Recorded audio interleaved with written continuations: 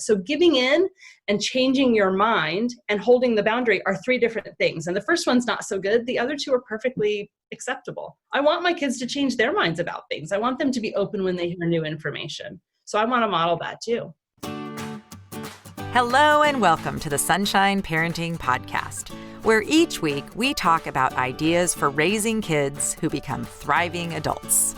I'm your host, Audrey Monkey. Here on the podcast, I share my experiences raising 5 kids who currently range in age from 16 to 26 and working with thousands more as a summer camp director over the past 3 decades.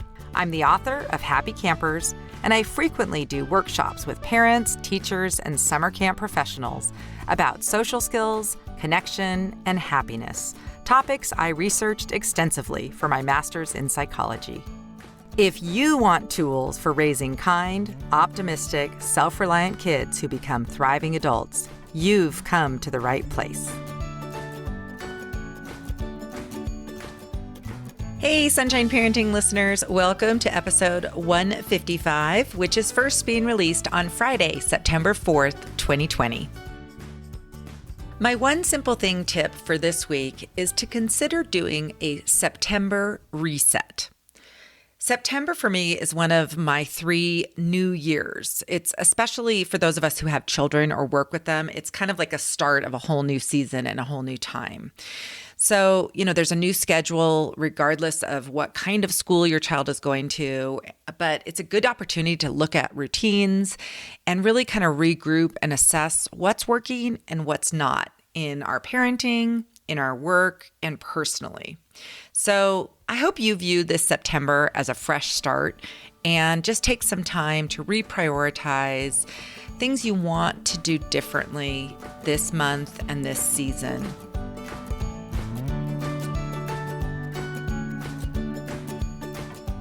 I am thrilled to bring you this week's interview with one of my dear friends and favorite parenting authors and experts, Dr. Tina Payne Bryson. You probably know Tina from her books that she's co-written with Dr. Dan Siegel, including the best-selling Whole Brain Child, No Drama Discipline, The Yes Brain, and The Power of Showing Up. Tina has a brand new book out this week called The Bottom Line for Baby. And this is the book that everybody needed. I needed when my children were first born, and every new parent today really needs. I can't wait to bring you this conversation that I first had with Tina on Facebook Live about her book, which is going to be the next must-read book for all new parents. In this episode, we talk about her book, but we also talk about some other topics that are relevant for parents with children of all ages. So enjoy this conversation with Tina Payne Bryson about her book, The Bottom Line for Baby.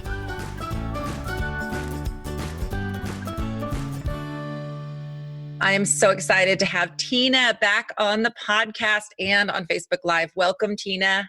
Thanks so much. It's always so fun to do something with you. You're my dear friend. And I always love talking to you. It doesn't even matter that other people are listening. I'm just so happy to get like a scheduled time with you. It's just fun. We just have a good time. Well, you're busier than I am. I would do it every week if you want. We could have a weekly chat date to catch up on all things. But yeah, so Tina, before we talk about our main topic, I just want to make sure that everyone knows all these amazing videos and resources that you're sharing right now. Where can people find you've shared videos about sending kids to college during a pandemic. You have all kinds of things about giving a safety message. Where's the best place for people to find all of those resources that you're providing right now? They're always on my website, tinabryson.com, on the blog tab, but probably the best way to get them, because you're not going to I don't think to go and check people's blogs. And I don't think people even do those feeder things anymore where you automatically get the whatever. Instagram's probably the best place. Instagram, sometimes we're posting it on Facebook and sometimes on Twitter, but Instagram's the best place to get those as they come out. And I'm doing more and more Instagram lives and things like that. So I'm just making all of that stuff because there's such a need right now. And I'm going through it. I had a kid who just left for college 2 weeks ago, and I made that video 3 weeks beforehand because I was thinking about it and I was like, this is going to be really hard. So what do I know about this before I'm like in the trenches of it? So I made the video, and the day it posted, I actually emailed my assistant and I was like, gosh, can you post this? I need to watch it today. So some of it's for me. And I also work in a school. So I know there's a lot of needs around going back to school. So I'm trying to put stuff out there just as it organically sort of is on my heart in those moments. And I'm so happy that it's helping people. That's why I want to do it. Oh my gosh, it all resonates so much, Tina. We just appreciate all that you do. And I think people need to note that you do all this. You're doing all this as like a complimentary pro bono thing. I mean, you are doing this out of the goodness of your heart, which is so nice. But one way we know that people can help people like you who do so much good work is by buying books. I write a lot of them, so that should keep people busy for a while. Oh my gosh. And your books are just my favorites. They're always the ones I go back to. I've had you on the podcast several times to talk about, I think we talked about the Yes Brain, the power of showing up. I don't think I knew you back when Whole Brain Child came out, but I love that. It's like one that I have earmarked and it comes up all the time. It's one of people's favorite books of all time. We can retroactively go back and do a Whole Brain and a No Drama Discipline. We absolutely can. Because I love talking about both of those books. I still, like, people are like, okay, now you've got 5 books out. What do you want to talk about? And honestly, some of the stuff from Whole Brain and No Drama is the stuff I still love talking about the most. So happy to. Okay, good. Okay, well, it's a date. We'll do that in a future episode. Again, just trying to schedule like time on my calendar with Audrey. That's really all it's about. Okay, we'll just do like, maybe we'll do monthly and we'll just like, there's going to be there's either a book for you to talk about or there's going to be something else crazy going on in the world that we all need to deal with. So either way, we'll have topics, endless topics to discuss in the coming years. So Tina, I am so excited because you have a really exciting book that is just coming out right now called The Bottom Line for Baby. And I'm waiting for my copy. I know it's going to be, I'll take a picture of it as soon as I have my own copy, but can you hold up a copy of your beautiful new book? Yes, it comes out 1 week from today, which is going to be on September 1st. I think you guys are the first ones to see it in person. It's sort of like when you have a baby and you're like, look at my baby. Like you want everyone to see your baby. And then people look at your baby and they're like, well, it's a baby. It's like people are like, yeah, it's a book, but it's my book baby. And it's my first solo book. All my books that I wrote with Dan Siegel before, I love those books. I'm so honored to work with Dan. He and I are going to be writing more together. But this one's my first solo, and it's a book I didn't ever plan to write, but it was a book that had to be written because this is the book I wanted when I became a new parent. And it still doesn't exist until September 1st. And so I was like, I have to write this to help other parents because we have to make so many decisions about our babies. And I know my experience was every time I had to make a decision, like, should I use cloth or disposable diapers? Can I have a glass of wine if I'm nursing?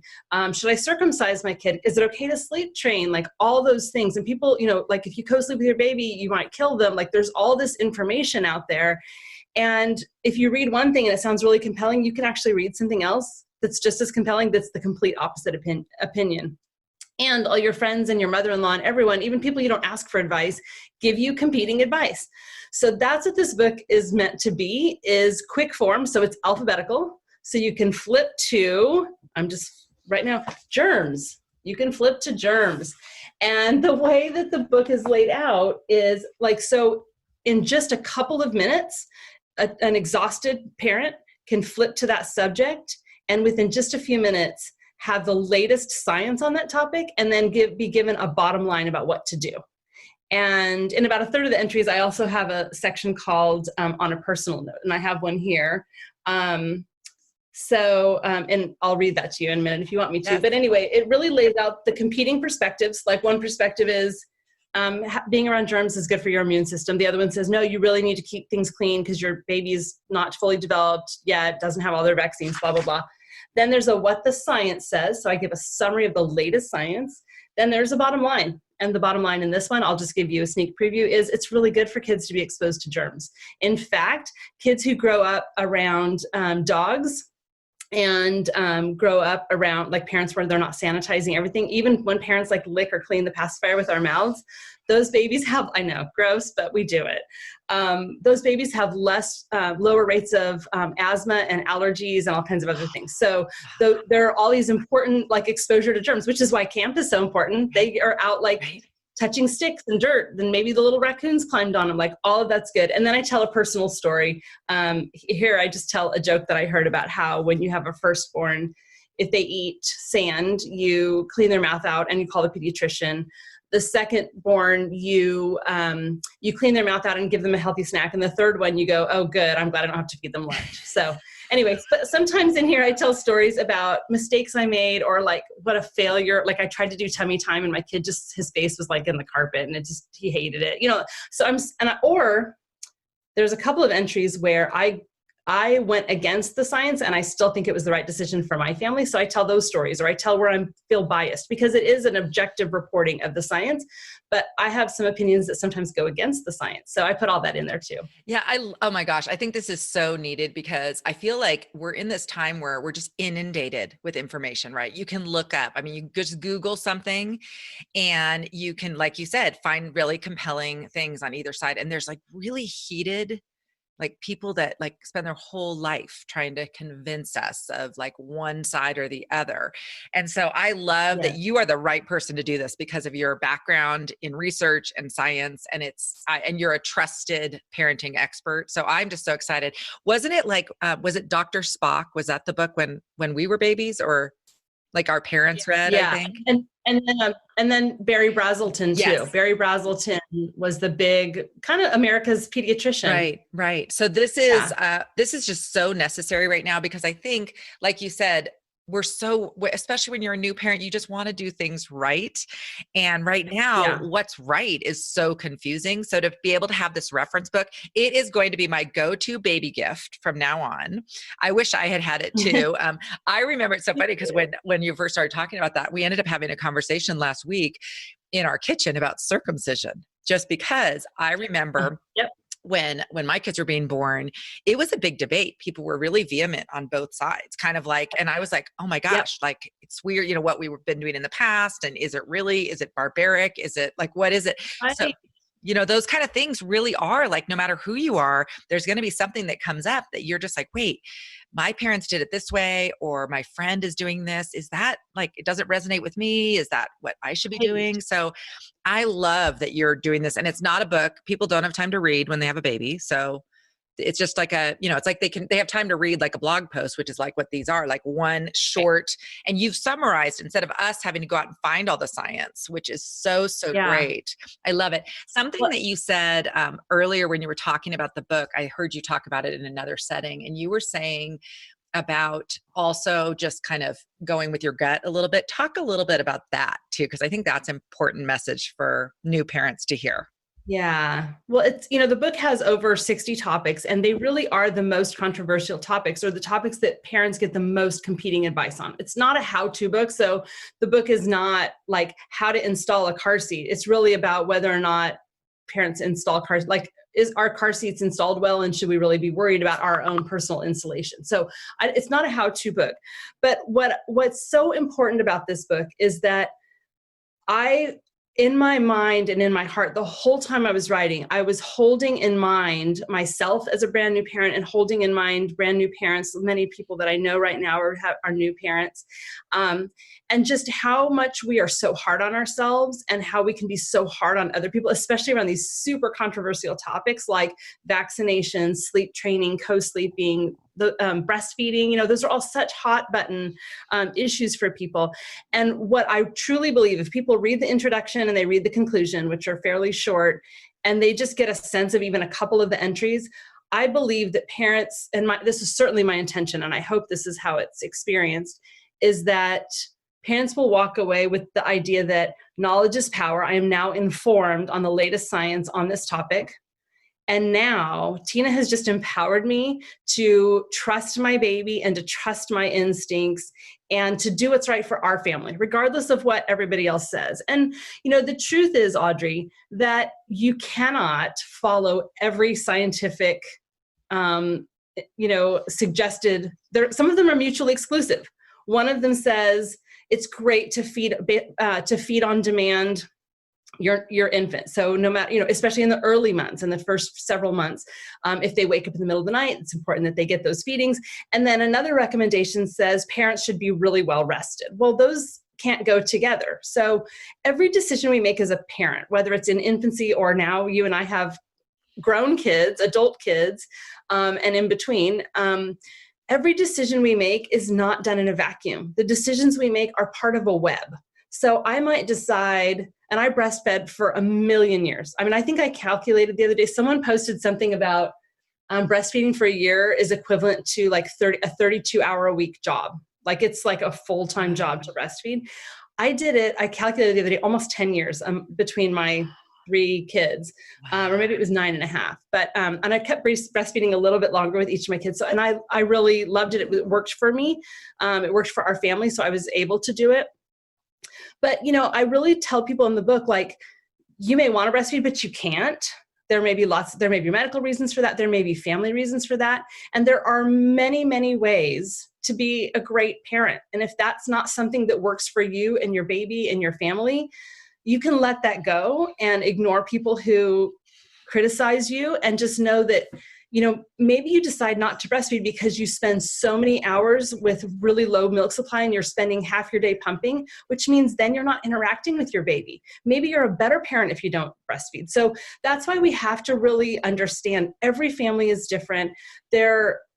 It's so hard. So we should just love each other and understand that people have different webs for the decisions they make. And I do want parents to say, you know what, this isn't working for my family, but it's allowing me to be a better parent in another way, and to have that more positive self-talk around, or that framework around the decisions we make. Oh my gosh, that's such an important message. I think that's so true. And then when you mix in like being tired, hormonal stuff, when you have a new baby, and now think about parents in a pandemic, right, being more isolated, not maybe being able to see family members who are in different areas. I mean, there is just so much right now. So just to be nicer to yourself, and just, totally, it's okay. And none of these things, I doubt, except for like maybe buckling your kid in a car seat or whatever, are life or death matters. And you can also pivot. Do you know what I mean? If something isn't working, like if you're trying one way because your neighbor or somebody said this is the way you have to do it, and then it doesn't work for you, there's no reason you can't say, well, you know what, I tried that and it's not right for me either. And I think you and I, because we both have several children, and because you've been a camp director and I've worked in schools, we've been around a lot of kids between the two of us. And I think especially after your firstborn, I remember with my firstborn, it felt like every decision was going to make or break how he turned out. And I think you get perspective as you have more kids and as you're around more kids, that there really are very few have-tos. In fact, the origin of this book was not going to be this format of a book. It was actually going to be a book called Have-Tos, If You Cans and Forget About It. And it was going to be like the things you have to do, things you can do if you can. It'd be nice, but actually this form worked better. But there are very few have-tos. I mean, truly around physical safety, right? Make sure you're watching them around water, take them to the doctor, put them in their car seats, and love the hell out of them. That there's power of showing up message of really helping them feel safe, seen, soothed, and secure. That's it. That's pretty much it. Everything else is part of many, many, many moments of experiences that shape the brain. And I also tell the story in the book about how so I had a best friend that I met in 5th grade. Her name was Gina. So we were always Gina and Tina. And we wore the same size clothes and the same size shoes. And she went on family vacations with me. We lived at each other's houses. We went to college together. She wore my wedding dress after I wore it. When we gave gifts to people, it was always from both of us. Like we were a little married couple or something. We were really that close. And she was not trying to get pregnant, and I was, and we both got pregnant with a due date 1 day apart from each other. So this is just how these things go. And she lives in a different state now, and we stay in touch. But so our due dates were a week apart, and she and her husband did almost everything in the polar opposite of how my husband and I did things. And it was really interesting. We had, there were times where we were like, we just shouldn't talk about this because it's it's not feeling good. And I'll tell you that they love the hell out of their daughter, like we loved the hell out of our son. So we did that in common. And that's really what mattered, because her kid is now an adult, my kid is now an adult, and her kid is awesome, and my kid is awesome. So all of those, like, honestly, the things that we fret so much about in the long run probably don't matter all that much. And so I hope that takes some of the pressure off of parents too. Although if someone told me that and I still had my first, I would still feel that. It wouldn't be until my second, I think, that I would start releasing some of that pressure on myself. Yeah. I bet so many people now have just one child. Yeah. Yeah. Do you know what I mean? So when you think about that, and I always thought about that too, having, for me, because I am sort of like, I like to research and I like to know what's going on and everything. I think if I had only one child, it would have been a problem for that child. Because I would have been constantly like, oh wait, should I be doing something? And I would, it would be hard not to be like over involved and everything. Yeah. But once you have multiple kids, you really can't help them all with their homework or be there to verify that every tooth has been brushed properly. It's just like, things kind of get a little more relaxed just automatically. So I'm so excited for this book, Tina. I just think I hope it gets on in every library for people who just want to pick it up. And for every new parent to be able to have that would be such a relief. Around the time my kids were being born, this always reminded me, and I don't know if I wrote about this in my book or not, but I just remember the sleep train. Well, I don't know what it's called, and I don't know the name of it, but there was actually in your area, a really famous like baby nurse who people like would line up to hire to come and get their newborn baby on a schedule right from the beginning. And I just remember thinking, oh my gosh, I mean, even though I'm really tired, I love being with my baby in the beginning, and trying to figure out like what's going on and feed nursing and everything. And I remember like years later, I can't even remember what it was. There was a post I think I wrote about just sort of my personal philosophy is like yours. You can't love them too much. Like that's one thing that you can't do too much of, which, I don't know if people remember, but like when my mom was a baby in the 40s, they were being told that you could spoil your baby by, hugging and loving on them too much. And so my mom grew up with that philosophy and she flipped it. And my sister and she was like, we were smothered with kisses and hugs and affection and love, which I'm very grateful for and I did the same with my kids. I just felt like there was never, that's something you couldn't overdo or whatever.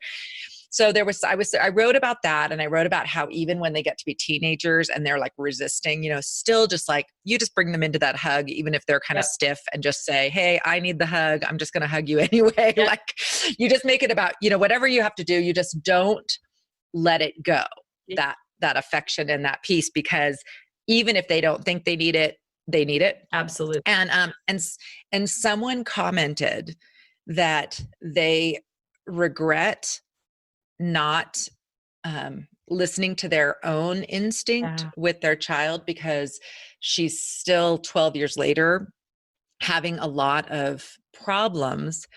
And the mother attributed it to kind of listening to this, very rigid, this is how you have to do it, they need to cry and cry and cry. And again, like you said, some kids that works for, and maybe they're not as sensitive. And like, this is the thing. It could be that for your child, that whole sleep schedule thing, maybe it worked really well. And it's like a really great thing. But if you have a child that, like you said, even though what the science is saying is one way, and you're just sensing, hey, you know what, my kid needs something else, then I say go with your gut, because, I don't think you can ever, I think that's but anyway, so that was one of the things. I'm curious, what is the science on that? On the, like, the people who like bring their kid over to the hospital and are like, I don't even know what the hours are, but it's like, you can't feed them for this many hours. Yeah. Well, even the most kind of ardent advocates for cry it out sleep training methods recommend not starting before 3 or 4 months. So for sure, those first 3 or 4 months, even people who are going to advocate for cried out methods say, babies need to cluster feed at that time. It's really, as we call it, the 4th trimester. It's really kind of, we think about it almost like, they're still in our bellies and they need that level of kind of constant care. This was my hardest entry to write. And I rewrote it probably 5 different times.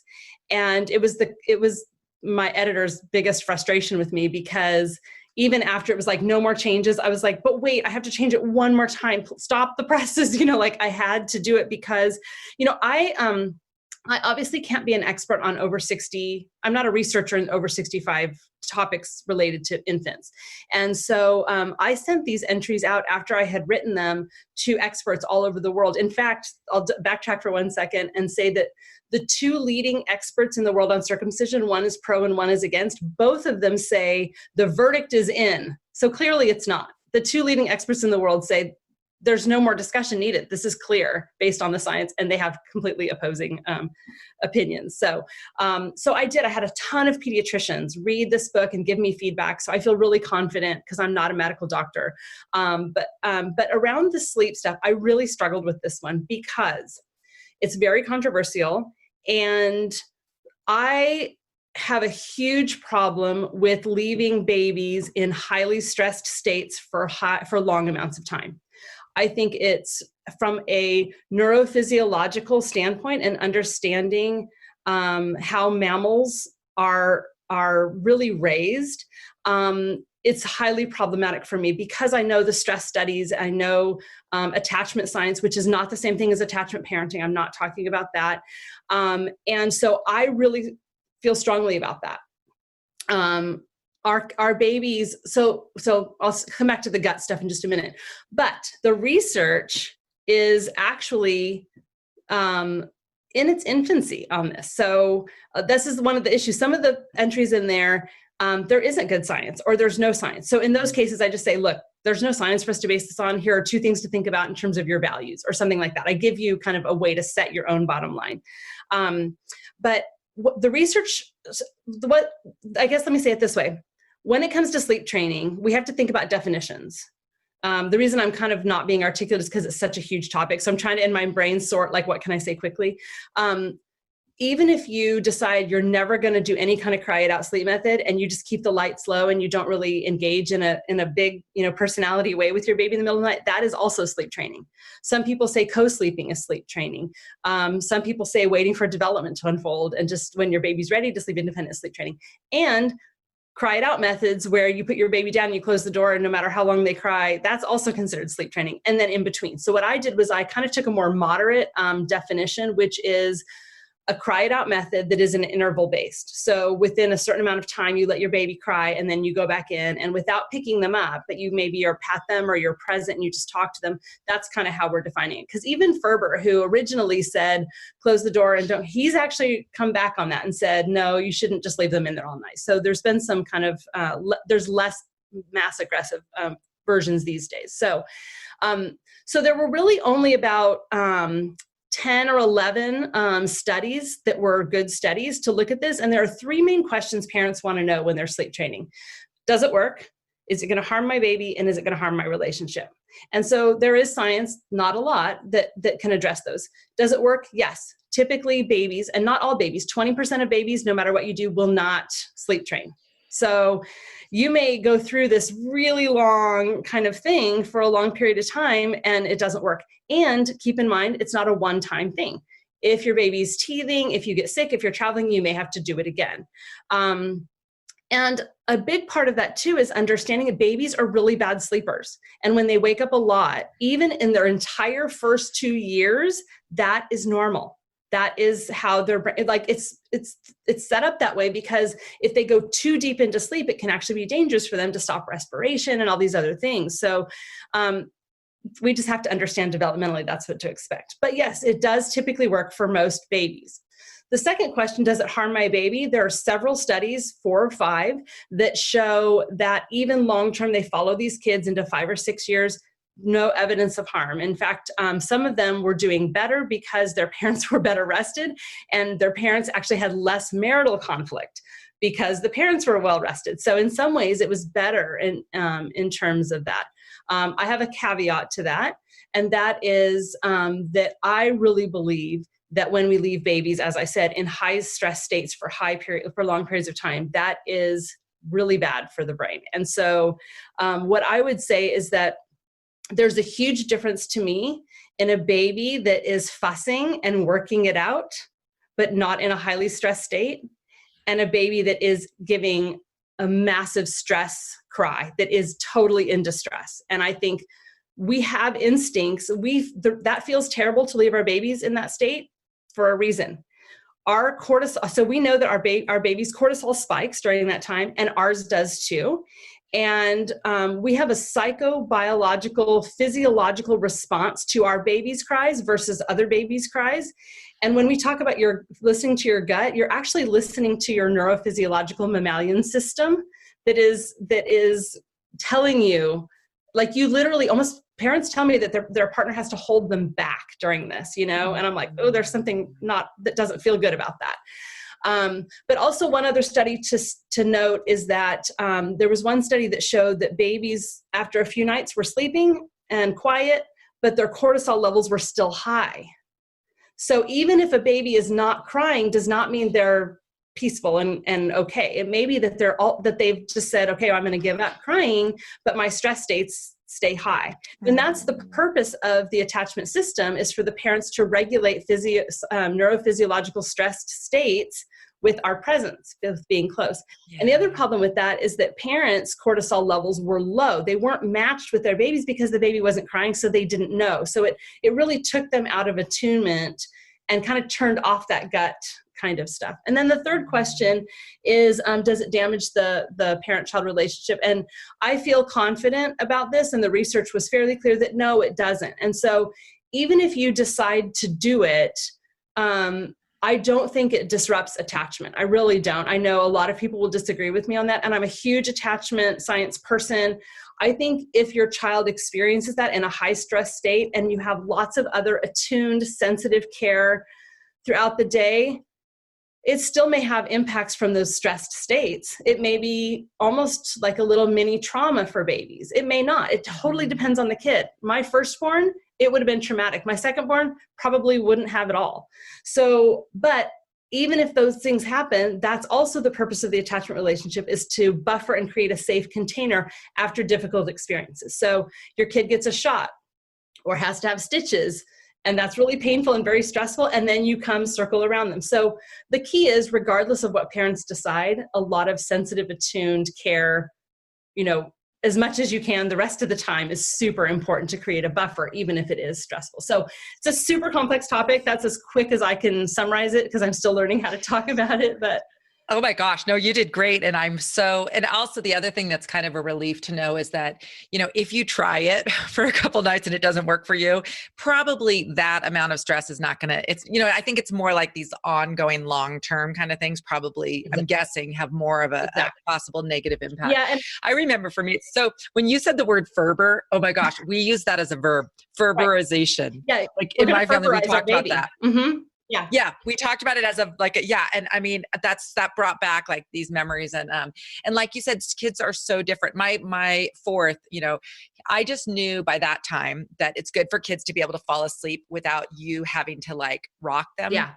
And he was so easy. He was just like, I would like feed when he was tired or whatever, I would feed him and put him down, like pat his little back, and he would just fall asleep. And he was so chill. He's still completely chill, but he was the only one of my kids like that. Some of them needed more of the rocking or whatever, but it's just, I think it hopefully will be a relief to parents to know that most things aren't going to be like lifelong. They're not going to be damaging to your relationship, and you can pivot. Like if you're trying something because someone told you, you can maybe reevaluate that maybe for your kid, it's not the right thing. Yeah. And pediatrician Phil Boucher, who I'm doing the Baby in the House podcast with, talking about some of these topics about babies, he has a sleep training. He was a pediatrician who had a sleep training program that he helped parents with. And then he realized that really you typically can't change parents' mind. Either they're willing to do the cry it out or they're not. And so he actually has two programs, one for parents who want a cry it out method and do it fast, and one parents who want a no cry solution that's a little bit slower. But what he told me was really helpful. We talked about this on one of the episodes of the podcast in depth, and he has 5 kids, and he did sleep training, and I have 3 and I did not. And so it was a great conversation to have. But he said that when parents come in and they're like, we've tried it, it's so stressful, like my baby's so upset and it's really hard on me. He's like, just wait. take it off the table for a couple months, and then maybe your baby's not ready for it. So I think that's really what you're saying there is really good advice, that like pivot. And actually it's so important as parents that we become flexible, because what worked for one kid, we think, oh, this will be great, I'll do the same thing with my next kid. And it totally doesn't work. Or we're doing it for a reason that's more about us, but we're not really doing it in a way that works for that kid. Or maybe they're a little more mature, a little less mature than you thought they were when it comes to something. And so as parents, we have to be flexible, even around our decisions. Like I may set a boundary, and I'm not at all a fan of permissive parenting. I'm a big fan of setting boundaries and having high expectations, because that helps kids feel safer. And it's really good for them to internalize putting their own brakes on and dealing with disappointment and all of that. Which is, again, one of the reasons I love camp, because there's so many opportunities for them to have those experiences in a safe environment with enough support nurturing without their parents interfering. But I think that there's a big difference. So we can be flexible around our boundaries. I mean, I don't know about you, Audrey, but there have been times where in a moment where I was not in control of myself and I wasn't thinking, I laid down a boundary that was stupid, or it harmed me. Like, I'm like, now you can't go to grandma's house. And then I'm like, shoot, I really wanted to have some freedom for a couple of hours. Or one time I was like, that's it, no swimming the whole rest of the summer. Like, that was such a dumb thing to say. Or you set a boundary, and then your kid's like, but what about this? And then they actually lay out a really compelling argument that you realize, like when my kid's like, I don't want to do family time tonight, which is, we've had a ton of family time. So typically we would say, family Sunday night time is, no changes to that without rare exception. But we had family night kind of Friday night, Saturday night. And my kid's like, I have this art project I'm working on and I'm super into it. And I'm kind of in the middle. Do you mind if I beg out tonight? So yeah, I can be flexible around that because I can look at the context. So there's a big difference between, I remember walking out of a Little League game one time, and when you're leading kids sporting events, you are a pack mule. You have so much stuff you're carrying. And so I'm walking behind a mom with schlepping, and she's schlepping. We've got all this stuff. And she's like totally loaded up, and she has this bucket, like a bucket, handle strung on her finger, and she's, got everything. And her kid's like crying, I want the bucket, Mom, give me the bucket. And he's probably 5 or something like that. And she's like, you can't have it. I already told you, I can't set this stuff down. And she's totally hot and exasperated. I totally understand. And he keeps whining and fussing, and she's like, fine. And she kind of like drops everything and shoves the bucket at him. And, so there's a big difference between that, where your kid whines and fusses long enough that you cave in a passive aggressive or aggressive way. That's not good, because kids are like, oh, if I keep at it, it's like if you negotiate with a terrorist kind of idea. But there's a big difference between that and, let's say, the same mom, I'm just going to repaint the scenario, holding all this stuff, and the kid's like, I really want the bucket.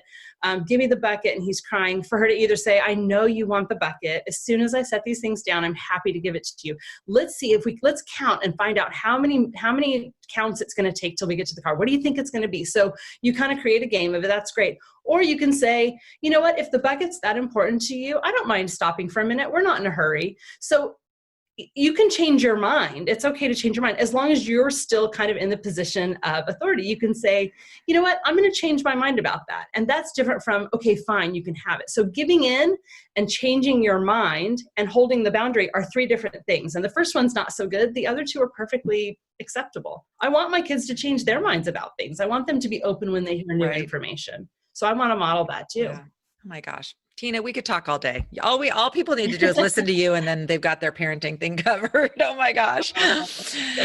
Well, I am so excited. And I think it needs to be on every shelf. I hope you get it. Do you think all the pediatricians will have it in their offices? I'm hoping so. I'm hoping people will share it with their pediatricians. Yeah. Because when I've shared it with the pediatricians, I know they say, oh my gosh, this is going to save me so much time, because what you have in here are the questions I get every day. And if I can just pass it on, that'd be so helpful. I also think OBGYNs, like expectant parent.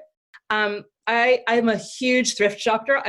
I love like secondhand stuff and antique malls and all that stuff.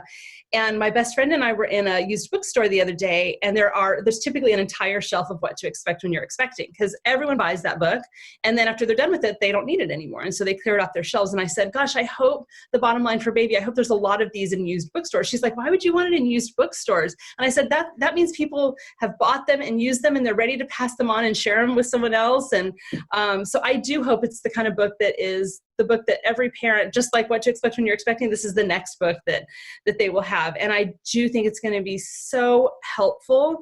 And again, empower people with knowledge, but also empower them to trust their instincts, that gut, that's actually a whole complex neurophysiological thing, but also to really follow the lead of their baby and to do what works for their families without judging others. And you know what I think a good bonus is? Let's say you have a mother-in-law that's like, you can't, you need to let them have more germs. Like to clean them up, that's dirty, clean them up. You can be like, turn to G, read entry, and maybe they'll be quiet and not bother you so much, like it can help people pipe down. You can be like, read the book, there's the science. You can't argue with the science.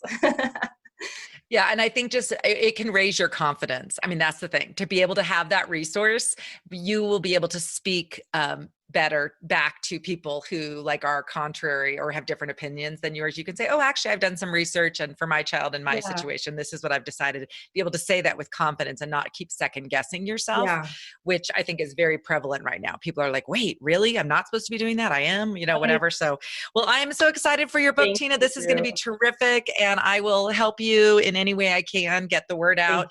And like always, I just leave our conversations feeling just so, calm that you're there for us all to provide us with your wisdom. So thank you so, so much for being on today. And we will definitely need to do this again soon. Like I said, we have lots more to talk about. We do. Thank you so much, Audrey.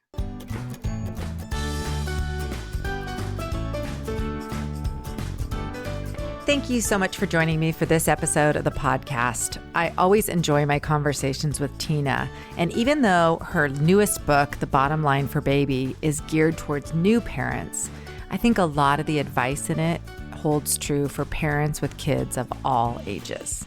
Thanks so much for listening. My favorite this week is a podcast that I've shared about before. I really like the format because it's very short and you can listen to it just while you're getting ready in the morning. It's called Before Breakfast by Laura Vanderkam.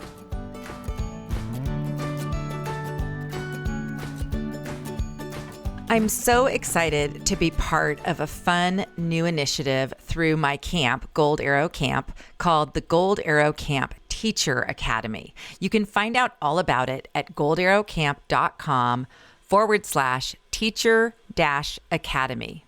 The Gold Arrow Teacher Academy, or GATA, is offering monthly webinars for members where we are covering all kinds of ideas and tips for connecting with students and creating fun and growth and friendship for kids. We're also having weekly supportive chats with our members, as well as weekly PDFs with no prep or low prep connection activities that teachers can use in the classroom, whether virtual or live this year. Check the link in the show notes and please share with the teachers in your life about GATA, which is going to be such a supportive and fun environment for teachers to connect and grow this year.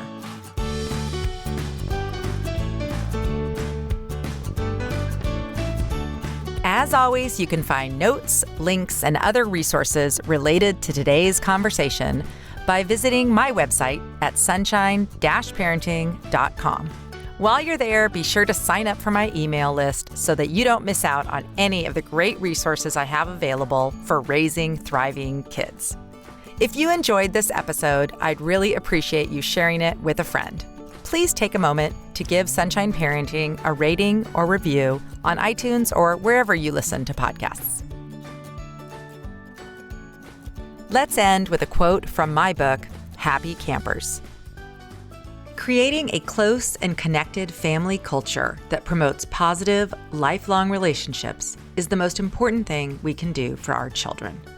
Warm and supportive parent-child relationships, a sense of being loved, and help and support from family members serve as protective factors and increase children's resilience and their ability to face many of life's inevitable challenges.